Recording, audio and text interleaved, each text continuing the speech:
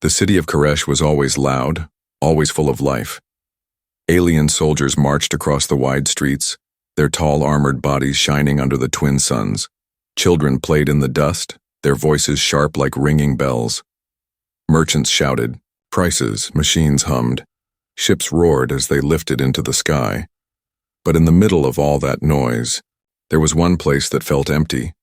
A small hospital chamber, dark and forgotten, and inside it sat a girl, her hands resting on a chair of metal, her eyes staring at the floor. Her name was Lyra. For more than 10 years, her legs had not moved. Not even once the accident had broken her spine, leaving her trapped in the heavy chair. She was alive, but to her people, she was already dead. Her world respected only the strong, only those who could fight, only those who could carry a weapon. If you could not stand, you were invisible. No one offered her kindness, no one offered her hope.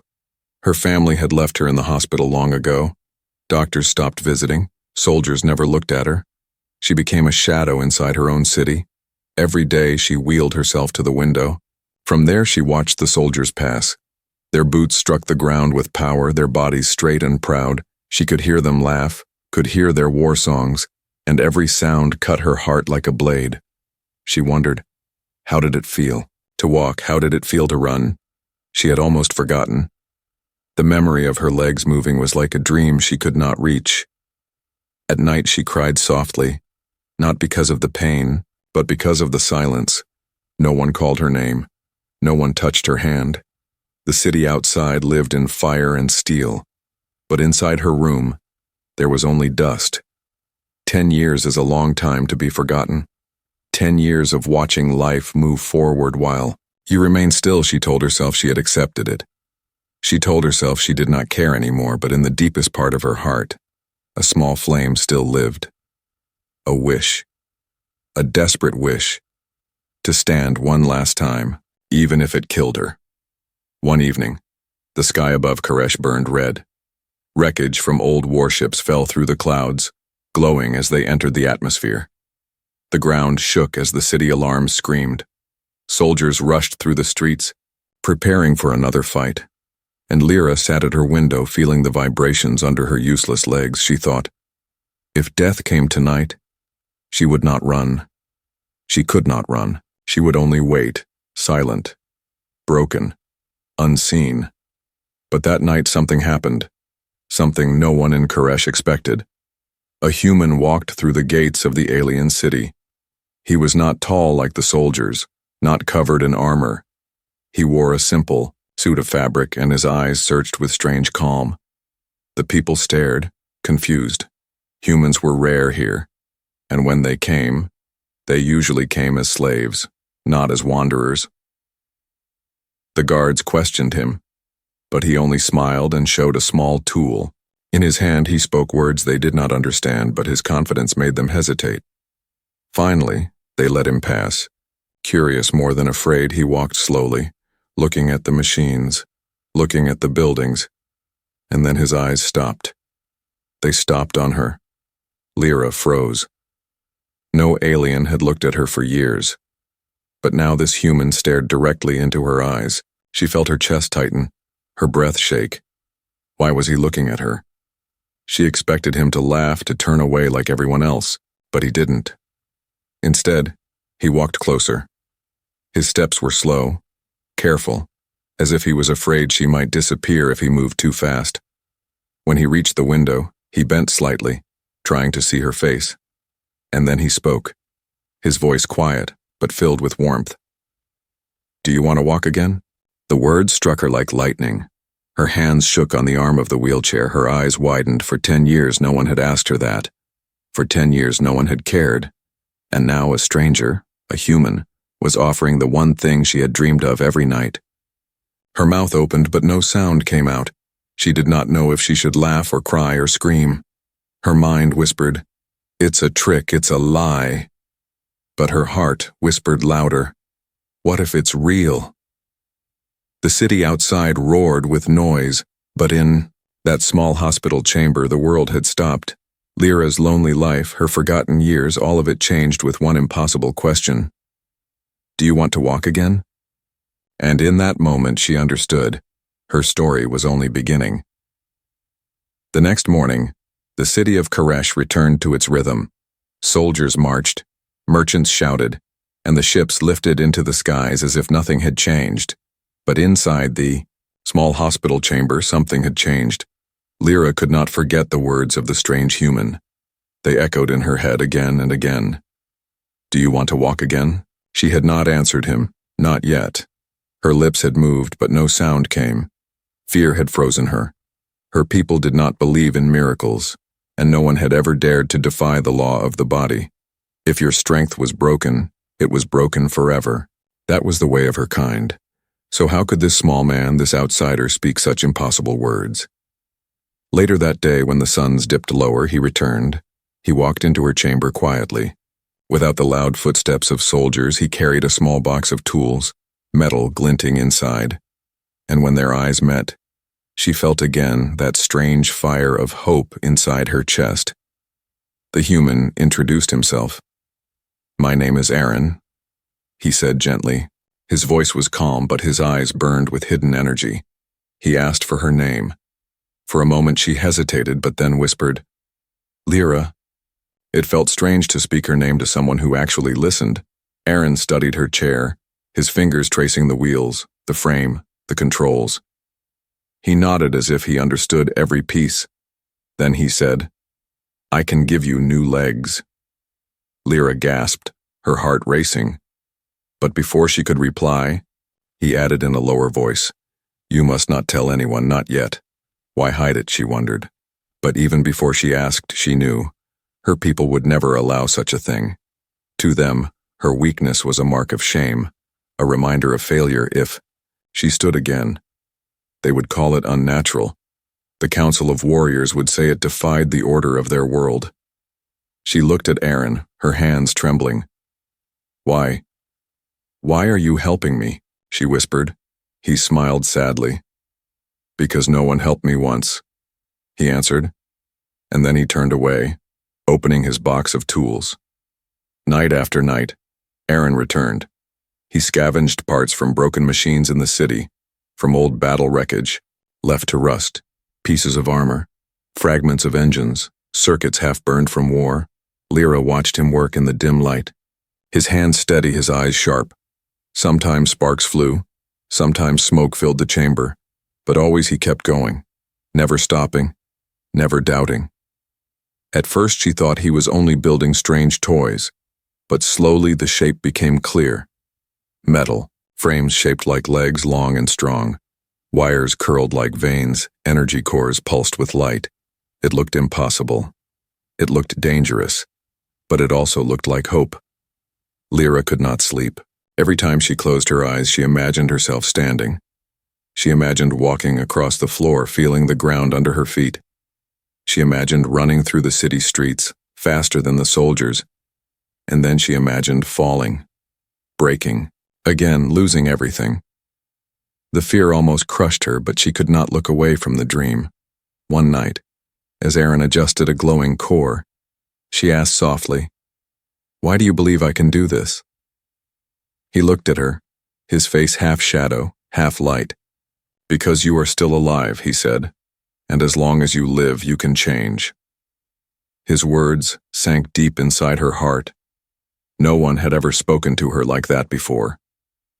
To everyone else, she was broken forever. To him, she was something else, unfinished, not useless, not forgotten. Finally, the night came. The robotic legs were ready, at least in Aaron's eyes. He rolled her chair closer, lifting the heavy frames. The sound of metal scraping filled the chamber. Lyra's chest tightened with fear. If this failed, she might die. But if it worked, her life would never be the same.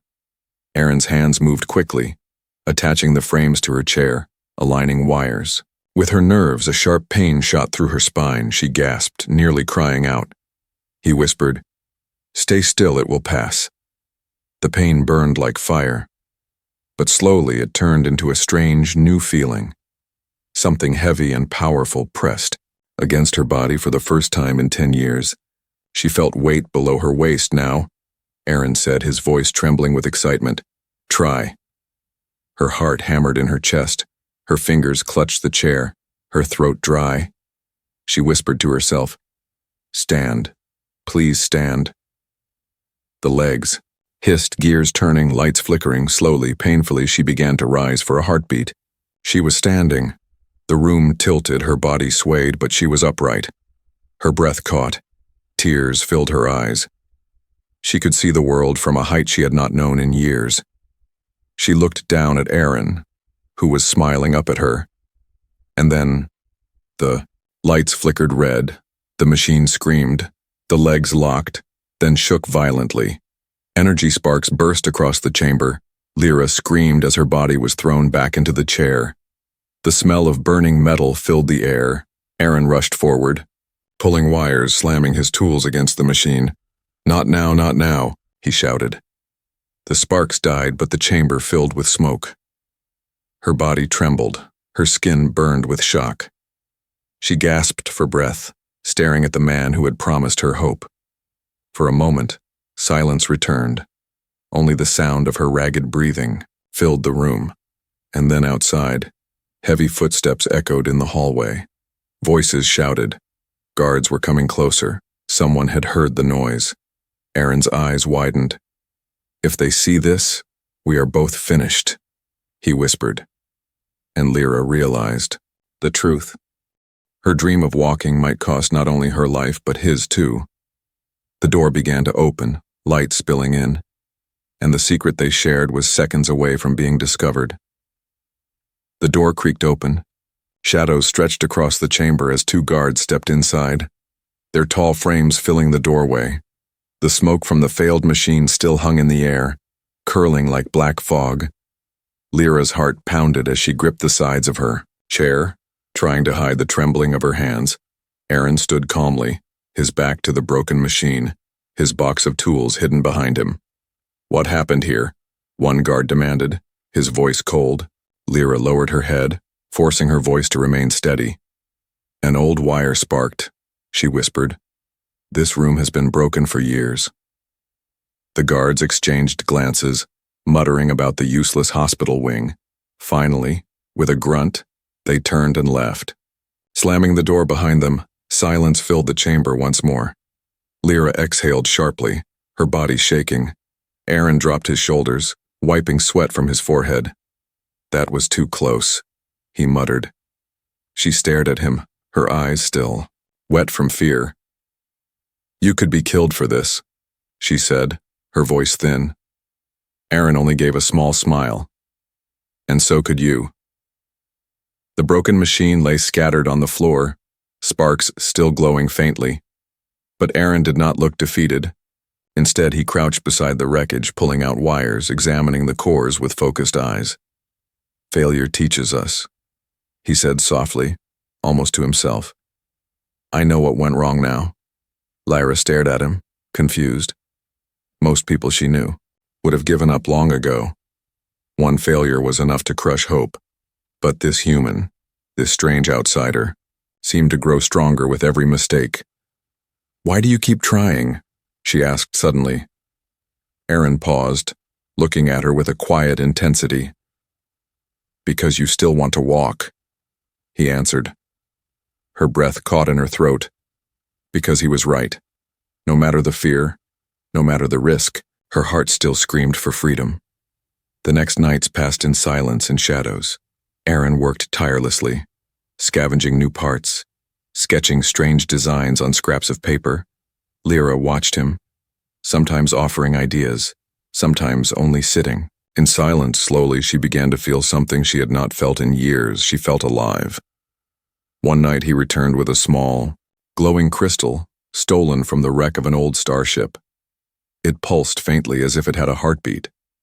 "This will power the core," he said, holding it up carefully. The light reflected in his eyes, and for a moment he looked almost otherworldly. Lyra felt a chill as though the crystal itself carried danger, but she did not stop him. Piece by piece, the machine began to rise again. This time the legs were stronger, smoother, their joints flexible like living muscles. When Aaron moved them, they did not screech but hummed with quiet power. Lyra touched the cool metal, her fingers brushing against the plates. It felt solid, real, full of promise. But promise was also dangerous. Each night, the risk of discovery grew. The guards grew suspicious of the smoke, of the strange lights flickering through the window. Lyra knew that if they were caught, the council would punish them both. Yet every time Aaron asked if she wanted to stop, she shook her head. No, she could not stop, not now. The day of the second test arrived. Aaron adjusted the straps, connecting the machine carefully to her body.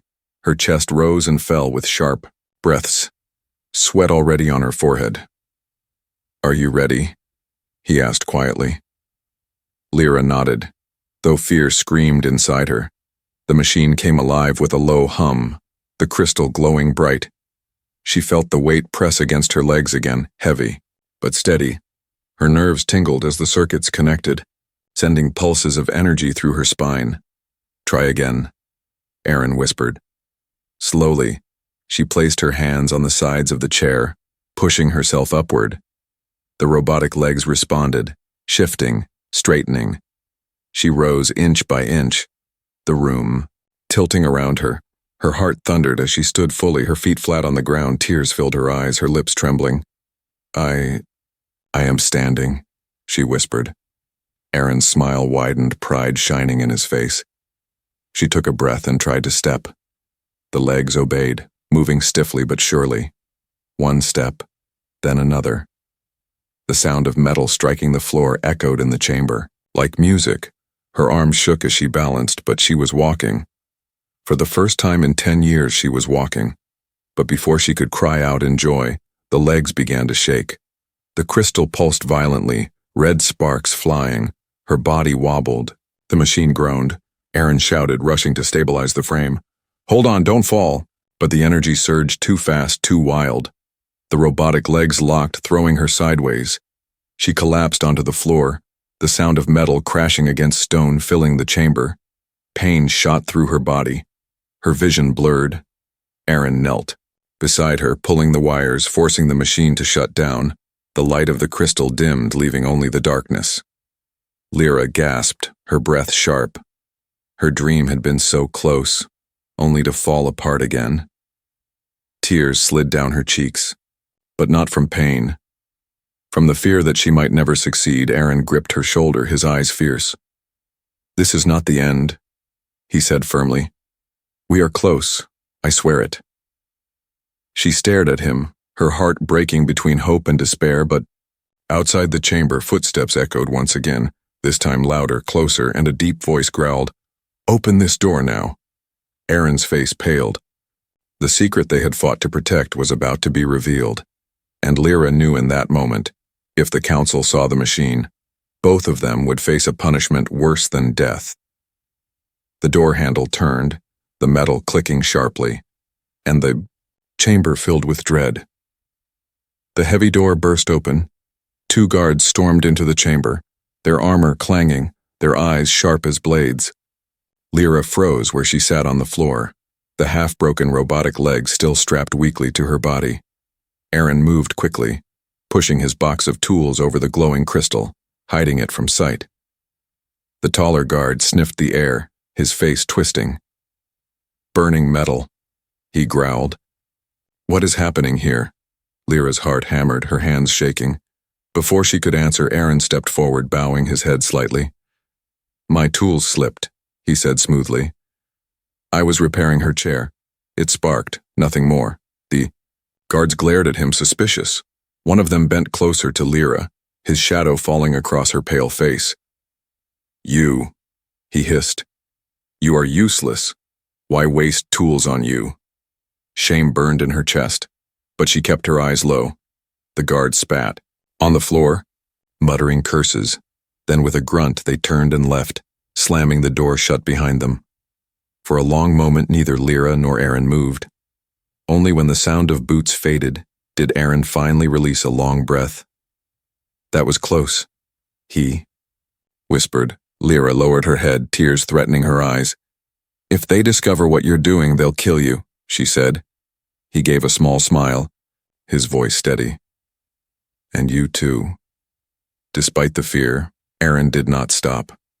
Each night he returned, working in silence, repairing what had broken, Making it stronger, Lyra began to see something strange in him. No matter how many times the machine failed, his spirit did not. Every spark, every error, every dangerous noise only pushed him harder. One evening, as he adjusted the new design, he spoke quietly. "You must learn balance," he said. "The machine will not walk for you, it will only answer." Lyra frowned, staring at the metal. Legs. "How can I learn balance?" she whispered. "When I have not stood in 10 years. Aaron looked at her firmly. "Then you will stand again." That night, the machine was ready for another test. This time Aaron had reinforced the joints with stronger plates. He had replaced the unstable wires with crystal conduits, smoother and safer. The glow of the power core was steady, not wild like before. Lyra's chest tightened as Aaron strapped the legs onto her body once more. The cold metal pressed against her skin, but beneath it she felt warmth. Not from the machine, but from the hope it carried. Her fingers curled tightly on the chair. Her breath trembled as Aaron whispered, "Are you ready?" She nodded. Even though her stomach knotted with fear, Aaron activated the core and the hum filled the chamber again.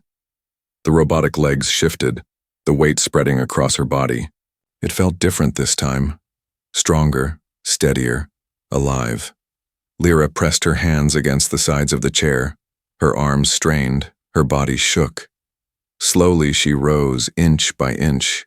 The legs answered, straightening, lifting her higher. Her heart pounded. Her breath caught. She was standing. Truly standing. The world tilted around her, her legs trembling under the strange weight, but they did not collapse. Aaron's face lit up with joy. "Good," he said softly. "Very good." Lyra's lips trembled, her eyes filled with tears. She could see the room from a height she had forgotten. Her chest rose and fell quickly, as if every breath was fire. She whispered, "I'm standing." The words felt unreal, like a dream finally touched. Aaron stepped back, motioning with his hand. "Now walk," he said gently. Her eyes widened in fear. "What if I fall?" she whispered. His answer was, "Calm, steady. Then I will catch you." For a long moment she could not move, but then she closed her eyes and took a step. The machine obeyed, smooth and sure. One step echoed in the silence. Then another. The sound of metal striking stone filled the chamber like a heartbeat. Her arms wavered as she balanced, but she kept going, step after step. Her lips stretched into a trembling smile, tears falling freely. "I'm walking," she whispered again and again. Aaron's eyes shone, his hands clenched with pride. "Yes, Lyra," he said softly. "You are walking." But then the glow of the core flickered. The legs jerked suddenly, making her stumble. Aaron rushed forward, steadying her.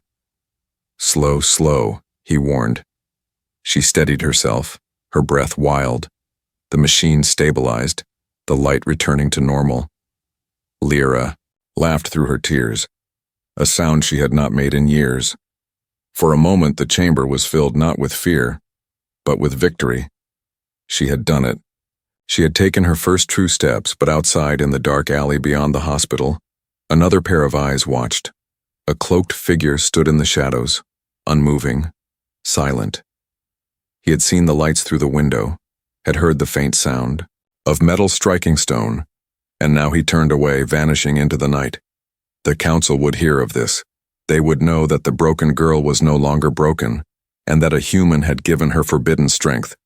Inside the chamber, Lyra and Aaron smiled through exhaustion, unaware of the danger growing outside.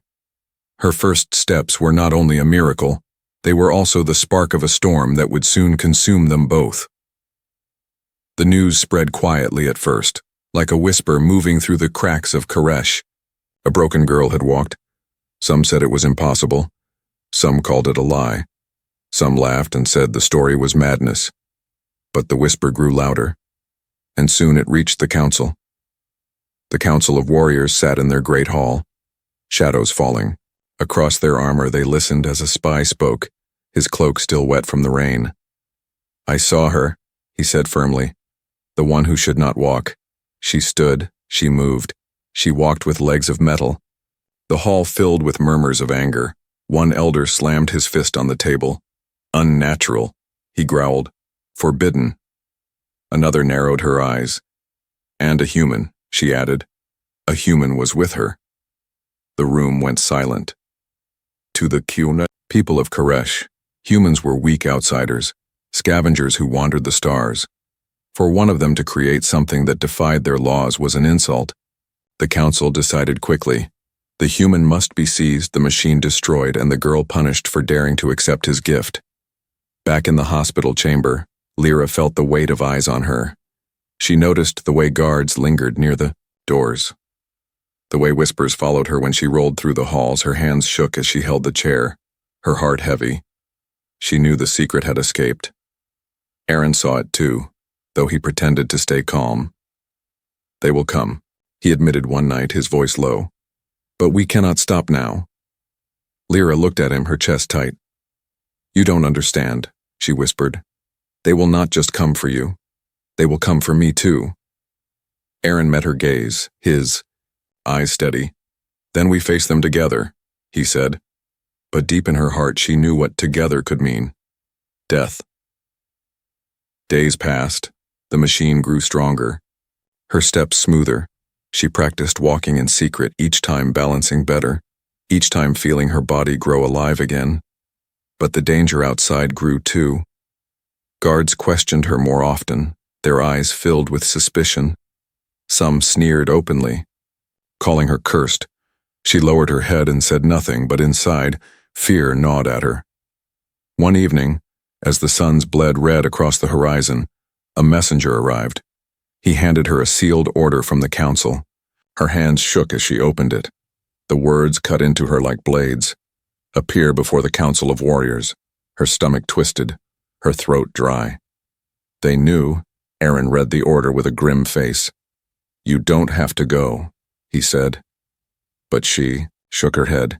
If I run, they will kill us both faster. Tears filled her eyes as she whispered, Aaron, what if they ask me to betray you? For the first time, Aaron's face softened with something like sadness. If that is the price, then choose life, he said quietly. She stared at him, shocked. You would let me betray you? He gave a faint smile. If it keeps you alive, yes. Her heart ached, torn between fear and loyalty. She had lived years with no one, years invisible, years forgotten. Now for the first time someone had cared, someone had given her hope. How could she betray the one who gave her legs? Yet how could she defy the council and live? The next day she was brought before the council hall. The chamber was vast, the air heavy with incense. The warriors sat in a circle, their eyes glowing under the firelight. Lyra wheeled herself into the center, her new legs hidden under a heavy cloth. The whispers grew as they stared at her. She should not walk. She is cursed. She defies the law. Finally, the eldest of the council spoke, his voice cold. You are broken, yet you walk. Lyra trembled, her hands gripping the chair tightly. The elder leaned forward. Tell us the truth. Who gave you this power?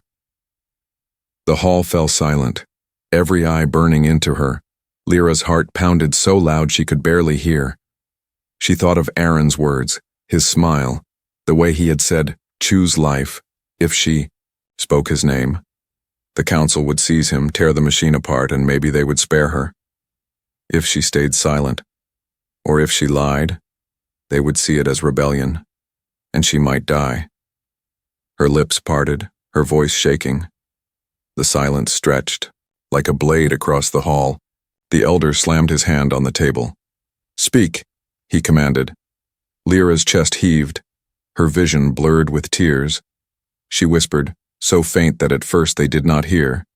Then louder, her voice breaking, I will not betray him. Gasps filled the hall, warriors muttering in shock. The elder's eyes burned with fury.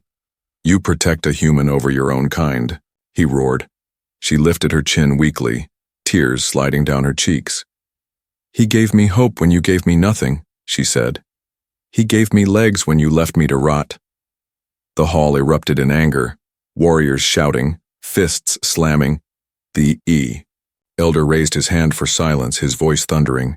Then you have chosen your fate. Lyra's stomach twisted, fear gripping her like chains. She had spoken the truth, but the cost was clear. The council would not forgive. The elder's final words rang through the hall like a sentence carved in stone. Seize the human, destroy the machine, and cast her into the shadows where she belongs. The order spread through Koresh like fire through dry wood. The girl, who should not walk, had defied the council. The human who helped her was to be captured. Together they were declared enemies of the city. Guards filled the streets, their boots striking the stone, their weapons glowing with charged light. Posters with Aaron's face were nailed to walls, his name spoken like poison. Whispers of Lyra's defiance reached every corner. Some called her brave, others called her cursed. But all agreed on one thing: she would not live long in the hospital. Chamber. Aaron worked quickly, his tools clattering against metal. Lyra sat on the chair, her new legs strapped tightly. Her chest heaved as she whispered, "They will come soon." Aaron nodded without looking up. "I know," he said. "That's why we must leave tonight." She stared at him, fear clouding her eyes. "Leave the city?" she asked softly. "Beyond the gates," Aaron answered firmly. "Beyond their reach." "But," she hesitated, "no one leaves Koresh alive." He paused, meeting her eyes with a sharp determination. "Then we will be the first." The night fell heavy and dark. Clouds covered the twin moons, shadows wrapped around the city. Aaron guided Lyra through the empty corridors, her steps slow but steady. Every sound made her flinch, every flicker of light felt like danger. They slipped into the alleys, moving like ghosts. The robotic legs hummed quietly, carrying her faster than she had ever moved before. She could feel strength in her body again, strength that filled her with wonder and fear. But the weight of the council's judgment pressed heavier than chains. At the outer district, guards stood watch, their spears glowing faint blue. Aaron motioned for silence, pulling Lyra into the shadow of a broken wall. He whispered, "There is another way." "Not the gate," he pointed upward. The sky was filled with the ruins of old warships, their broken hulls floating low in orbit. One of them had fallen half into the city wall, creating a jagged path out.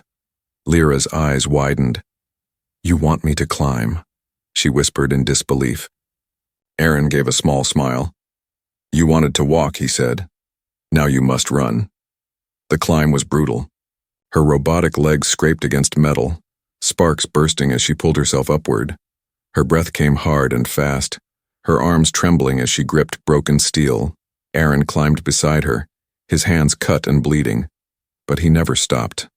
Below, the shouts of guards grew louder, torches flickering in the darkness. Halfway up, a beam cracked under her weight, sending shards falling into the street. The guards below shouted, aiming weapons upward.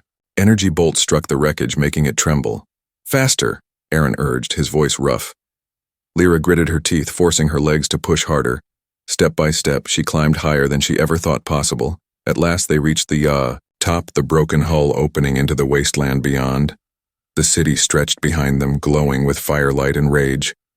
Ahead lay only darkness, endless plains of stone and ash. Aaron pulled her up, his chest heaving.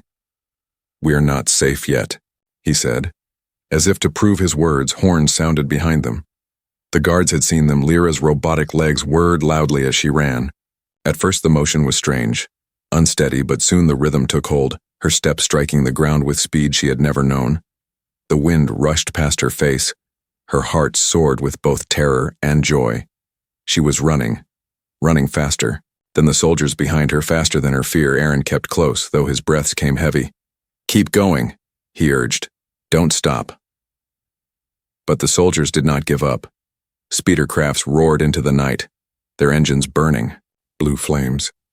Beams of light swept across the dark plain, locking onto them. The first shot struck near Lyra's feet, exploding rock into shards. She stumbled but caught herself, her legs absorbing the shock. The second shot nearly hit Aaron, the heat searing past his shoulder. He cursed, pulling her toward a jagged canyon ahead. "In there," he shouted. They dove into the canyon as blasts shook the walls.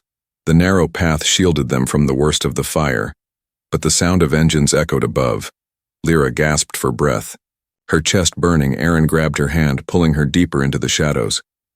"We need to reach the old outpost," he said. "If we can power the ship, we can escape this world." Her eyes widened. "You had a ship," she whispered. His lips tightened. "Not mine," he said. "But I know where one waits." Before she could ask more, the canyon trembled with another blast. Dust rained down as stone cracked. They stumbled forward, desperate. Her robotic legs sparked under the strain, heat rising from the joints. She cried out, "They can't hold." Aaron glanced at her, his face grim. "Then we make them hold." Behind them, the roar of soldiers grew louder, engines screaming through the night. Ahead, the canyon opened into a wide plain where a dark silhouette waited. The broken skeleton of an old starship, its hull half buried in the ground. Aaron pointed, hope flashing in his tired eyes. "There!" he shouted. But as they reached the open plain, a massive shape dropped from the sky, a warship, its engines burning bright, its guns already aimed. The ground shook as it descended, blocking their path. Lyra stumbled to a stop, her chest heaving. Aaron's eyes widened in horror. They were trapped, the city behind them, the warship ahead, and the hunters closing in from all sides. The warship loomed above them, its engines burning red. The ground trembled as soldiers poured out, their weapons glowing, their armor gleaming in the firelight. Aaron pulled Lyra back, his chest heaving. "There are too many," he whispered. Lyra's robotic legs sparked, heat rising from their joints. Her body trembled, fear clawing at her heart. For a moment she thought of surrender, of giving up before they were both killed. But then she looked at Aaron, his face pale but determined, and something inside her shifted. She had been forgotten. Left to rot in a chair for 10 years, she had been called useless, cursed, broken. But this human had given her more than legs. He had given her the chance to fight. The soldiers raised their weapons, the commander shouting, "Seize them both!" Energy bolts lit the night, striking the ground around them. Aaron shoved Lyra aside, his body taking cover behind a jagged stone. "Run!" he yelled. But Lyra did not run. Instead, she stood tall, the robotic legs humming with power. The crystal core inside them pulsed brighter than ever, as if it felt her rage. She stepped forward, her voice sharp. "No," she whispered. "I will not run anymore." Her legs locked, the plates shifting, the joints glowing red. Then something happened. The machine changed, adapting to her will. Blades unfolded from the sides, energy surging through the metal. The legs were no longer just for walking. They were weapons. The soldiers hesitated as the glow spread across her frame. Then one charged, roaring. Lyra's body moved faster than thought. Her legs swung, the blade slicing through armor. The soldier crashing to the ground. The others opened fire, energy bolts flying. Lyra leapt, truly leapt, her legs propelling her high into the air. She landed with a crash that shook the earth, sparks scattering around her. Aaron stared in shock. "They're responding to you," he shouted. She nodded, her teeth gritted. "They are mine now." The battle exploded around them. Lyra moved like lightning, each step carrying her faster than any warrior. Her blades cut through armor, her legs kicked soldiers into the air. Bolts struck her, but the machine absorbed the impact, pulsing brighter with every hit. The warriors shouted in fear, some backing away, but the commander pushed forward, his voice thundering, "She is cursed! Strike her down!" Lyra's heart burned with fury. She thought of the years they ignored her, the nights she cried alone. She thought of the way they spat at her, the way they called her nothing, and now they feared her. Now she was not nothing. She was fire. The commander charged, his armor heavy, his weapon glowing with deadly light. Lyra braced herself, her legs locking. He swung down, the ground splitting under his strike. But she moved faster, her blades flashing. The sound of metal tearing filled the air as his weapon shattered. With one final strike, she kicked him backward, his body slamming into the warship's hull. The crash echoed like thunder. Silence falling for a brief moment, Aaron rushed to her side, his arm bleeding, his breath ragged. "You did it," he said, awe in his voice. But Lyra shook her head, her eyes on the warship above. No, she whispered. It's not over. The warship's cannons glowed, charging to fire. Aaron's face went pale.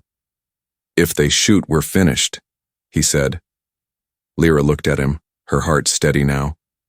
Then I will stop them. Before he could protest, she sprinted forward, the ground cracking under her steps. She leapt onto the hull, climbing with impossible speed. Bolts struck around her, but she did not slow. Her hands gripped the edge, pulling herself onto the deck. The soldiers on board shouted, but she was already among them. Her blades struck, her legs kicked, and one by one they fell. She reached the cannon as its core glowed hot, ready to fire. Her chest heaved, her body burned, but she drove her blades deep into the machine.